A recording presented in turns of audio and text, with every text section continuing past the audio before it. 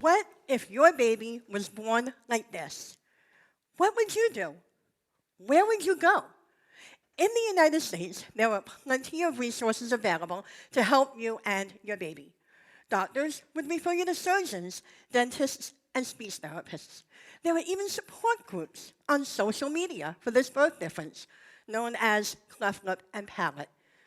Now, imagine you lived in an undeveloped country where your baby was born at home or with the help of another woman. There is limited health care, little community support, and nobody ever heard of a cleft lip or palate. Your family may disown you, asking, how can you bring such shame to your village? What would you do then? A cleft lip and palate is a swept over and misunderstood birth difference that affects 1 in 700 babies worldwide. Would you believe that's the same incidence as Down syndrome?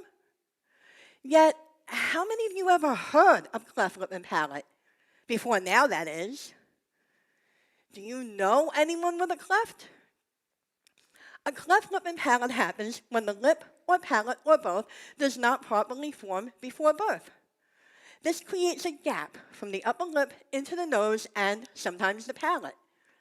On this slide, you can see the different types of cleft lip and or palate. I have a bilateral cleft lip, which means both sides of my lip and palate were affected. Doctors don't know what causes a cleft. It could be from genetics, medication, environmental factors, or a vitamin deficiency. A baby's first surgery to repair their cleft is usually done when they are 1 or 2 months old, depending on their weight and availability of medical care. I think my first surgery was when I was 2 months old. I honestly don't remember. Once the lip is closed, there are additional surgeries to repair the lip, the nose, and the palate. I had more than 20 surgeries in my life, including multiple bone grafts, skin grafts, and I even had tubes in my ears. Having a cleft lip and palate is a lifelong medical, psychological, and social journey. As a baby, I couldn't nurse or be bottle fed. When I got older, food and drink came out my nose because of a hole in my palate. Blowing up a balloon and whistling are impossible tasks for me, and I still have trouble drinking through a straw sometimes. Because of scar tissue in my ears, nose, and throat, I have sleep apnea and hearing loss. And that's not all. I had speech therapy until I was 15, and I missed a lot of school because of all my surgeries and dental visits. When I got older, I thought the medical issues would stop, but there was always another obstacle to face. At 13, I needed permanent bridgework for my upper teeth. A lot younger than most people, right? In my 20s, I had another surgery to remove excess scar tissue from my lip and nose. And in my 30s, another bone graft and dental implants. Instead of missing work, now I was missing school and work.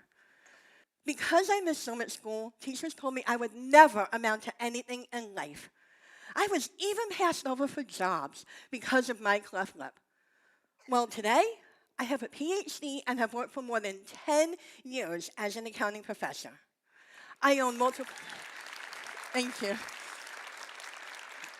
I own multiple businesses, and I'm a confidence and transformation coach for cleft-affected adults. People with a cleft lip and palate can and do succeed in life.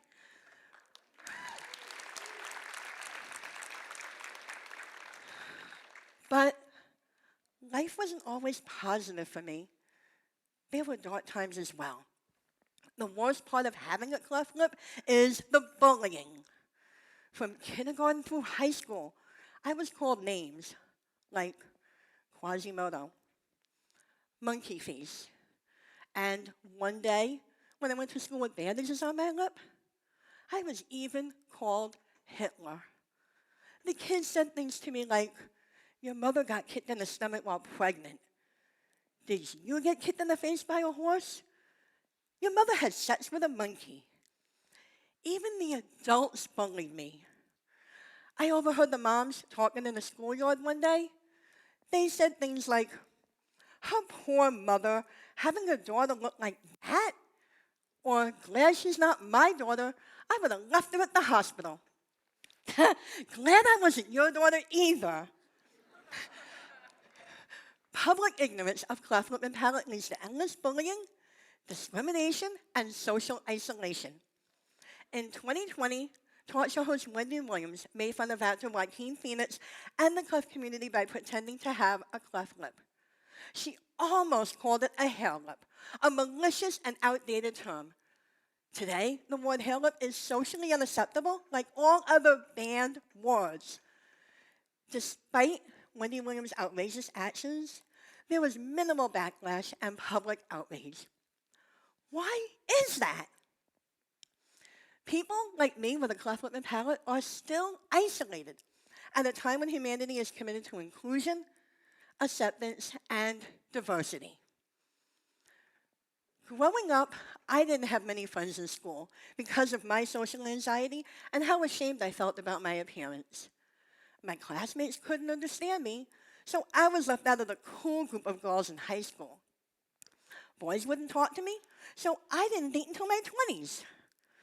While my classmates were planning prom, I was planning more surgeries, dental visits, and speech therapy. Besides the social and physical issues of having a cleft lip, there were psychological challenges as well. I hid my true emotions because I didn't want anyone to know how tormented I was with medical trauma or how disgusted I felt about my appearance. I thought getting married would help me feel better, and when it didn't, I turned to drugs and alcohol to dull the pain and cope with the suicidal tendencies. I felt like the only person in the world with a cleft lip and palate, even though I knew I wasn't.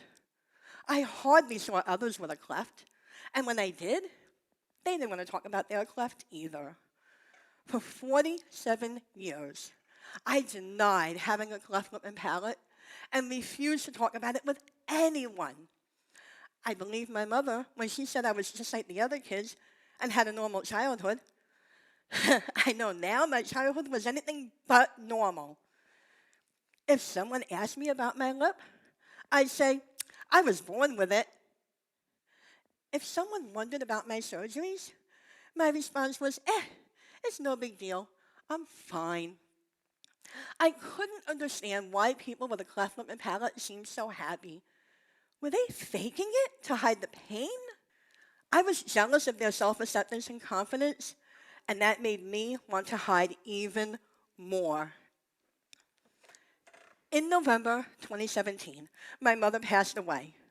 Her death hit me hard because she always took me to my surgeries and dentist appointments. Since she spent so much time taking care of me, and because I didn't look normal like my sister, I felt like a burden to my family. After my mother died, my toxic shame and self-judgment turned into intense loneliness. Although my mother and I never talked about my cleft, we had an unspoken connection. And her absence left me desperate to want to talk to someone with a cleft lip who could understand what I had been through as a child. One day, I decided to search Facebook for cleft lip and palate. Guess what I found? A group with hundreds of other cleft-affected individuals. I couldn't believe it. My lonely days were over. The combination of talking to other cleft-affected adults as well as therapy helped me begin to change how I saw myself. I stopped denying my cleft and realized there was nothing wrong with me. Little by little, I began building self-confidence and acceptance around my cleft lip and palate. In 2019, I volunteered to work with Smile Train to strengthen global communications and the cleft community in the United States. Smile Train is a global nonprofit organization that trains medical professionals in Africa, India, China, and more than 90 other countries. They work with local permanent support staff to deliver ongoing resources, such as cleft surgery, speech therapy, and social services. This ensures that residents have continued access to cleft care and support. To better understand the work that Smile Train does, I visited Nairobi, Kenya in November 2021 with the Smile Train team and other cleft-affected adults. During my visit, I met 4 children who have a cleft lip and palate. I realized how incredibly fortunate I was to be born in the United States and receive specialized cleft care. Since medical resources are limited in undeveloped countries, the partnership Smile Train creates with local hospitals transforms the lives of residents with a cleft lip and palate. Babies born with a cleft lip and palate in an undeveloped country have a much harder life than babies born in the United States. Most of the people I met in Kenya have little food to eat, hospitals barely have running water, and information about cleft lip repair is hard to find. Many Kenyans never heard of a cleft lip or ever saw one. But only one person in Nairobi needs to see this ad to spread the word about available cleft repair resources. Then families of a baby with a cleft lip and palate can get the necessary care and support they need for their child.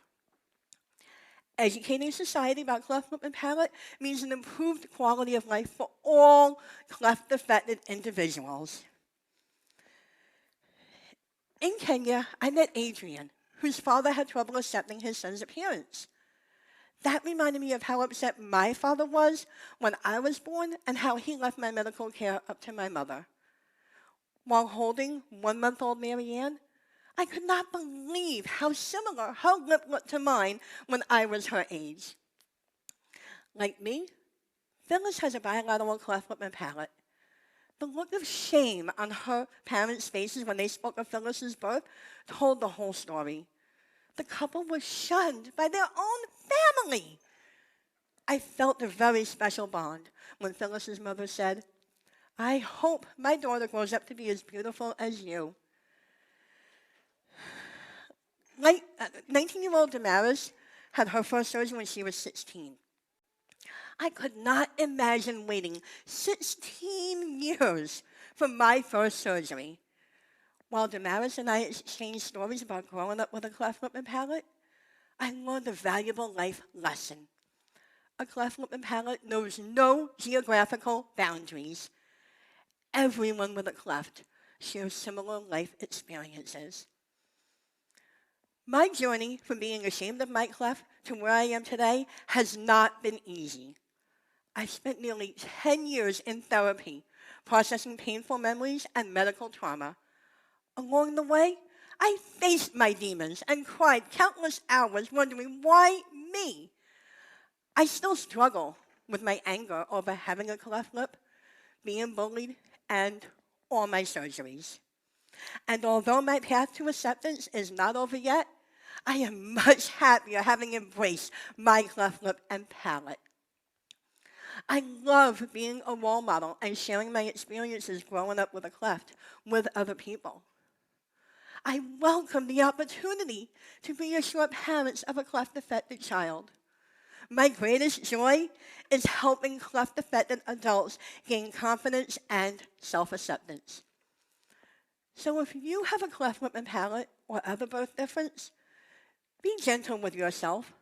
Don't compare your journey to anyone else's, because although you can't see it, they went through their own painful process to get to where they are now. You are not alone. Increasing awareness about cleft lip and palate reduces bullying, discrimination, and social isolation. It improves acceptance for cleft-affected adults and children worldwide. With open education and discussion, everyone with a cleft lip and palate can be part of a global community. So I ask you, tell a friend, a family member, or a coworker something you learned today about cleft lip and palate. As a result, more people will be aware of the obstacles a person with a cleft, like me, has to face. By increasing their knowledge, medical students and professionals can provide more compassionate care and support to their patients. If society was aware of a cleft lip and palate when I was growing up, I may have faced less bullying and needed fewer surgeries. Together, we can create an empowering, safe, and inclusive environment for all cleft-affected individuals without the stigma and shame associated with having a facial deformity. Thank you.